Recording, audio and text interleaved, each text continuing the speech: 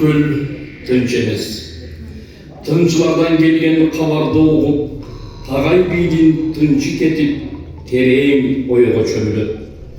Тутулган калма бойроктор көп колкурап, кайрадан өйткөлгө кол салууга камданып жатышыптыр. Алар өтө көп. Аларга тең келүүгө биздин чамабыз жетпейт. Чек араны коргоп турган бир жүрөк жоокерлер өтө кайраттуу болгон менен сан жагынан аз калат. Тагай бий эл башчылары менен кеңешип, күн ордого кабар жөнөтүп, Бөрү батырга жеке жолугуп кезинен кол корап, өзү баштап келсин, жана өйткөлгө келе жатканын даршан кылбасын деп чабарман жөнөттү. Бөрү батыр кабарды угуп, Күн Ордо аймагындагы улуу башчыларын жана Маргелан, Тарыйкана, Анжиян, Испайран дайрасынын арты берки бетинде жашаган кыргыздардын бардыгына кабар жеткирди.